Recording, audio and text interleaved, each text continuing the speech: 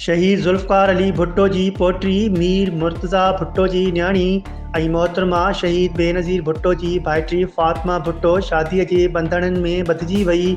नामियारी लेखिका ऐं समाज सुधारक फ़ातिमा भुट्टो जी अमरीकी नौजवान गिराहम उर्फ़ जिब्रान सां निकाह ऐं शादीअ जी तक़रीब 70 क्लिफ्टन में थी गुज़री।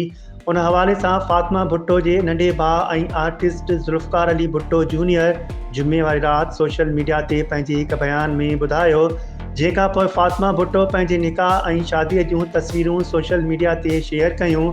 फ़ातिमा भुट्टो जो निकाह 70 क्लिफ्टन वारे घर में पंहिंजे ॾाॾे शहीद ज़ुल्फ़िकार अली भुट्टो जी लाइब्रेरी में थियो, जंहिंमें मीर मुर्तज़ा भुट्टो जी न्याणीअ जे वेझनि दोस्तनि ऐं माइटनि शिरकत कई।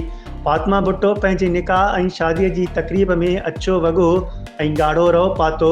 उन सां गॾु चांदीअ जो टिको जोड़े सां मैच थींदड़ अछा गजरा ऐं ॻाढ़ियूं चूड़ियूं पातियूं, जॾहिं त घोट वरी अछो जोड़ो अजरक लुंगी टोपी ऐं गुलनि जा हार पाता।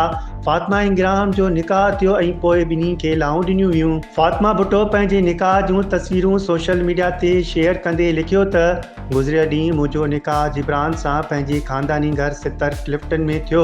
मुंहिंजे भाउ ज़ुल्फ़िकार अली भुट्टो जूनियर मूंखे मुंहिंजी ॾाॾीअ जो इमाम ज़ामिन ॿधो ऐं उहा तक़रीब मुंहिंजे ॾाॾे जी लाइब्रेरी में थी, जेका सॼी दुनिया में मुंहिंजे लाइ हिकु वॾी माना रखे थी।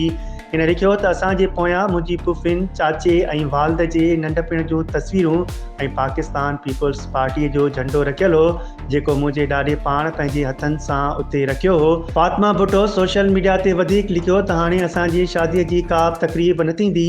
मां धूम धाम सां शादीअ खे पसंदि कंदड़ न आहियां। मुल्क जी मौजूदा ॾुखियुनि हालतुनि सबबि असां सभिनी महसूसु कयो त शादीअ जी तक़रीब खे शाहाणे अंदाज़ में मल्हाइणु मुनासिबु न रहंदो। शादीअ जी तक़रीब दौरान मूं पंहिंजे वालिद खे तमामु घणो यादि कयो, पर हू अॼु बि असां सां गॾु आहे। फ़ातिमा भुट्टो जी अमरीकी नौजवान गिराहम सां शादीअ ते न रुॻो भुट्टो ख़ानदान खे सराही थी आहे, पर सभिनी माण्हुनि खे ख़ुशी थी आहे, छो त भुट्टो ख़ानदान में वॾे वक़्त खां पोइ अहिड़ी ख़ुशी ॾिठी वई आहे। फ़ातिमा भुट्टो खे पंहिंजी ज़िंदगी जे नए सफ़र जूं खोड़ सारियूं वाधायूं हुजनि।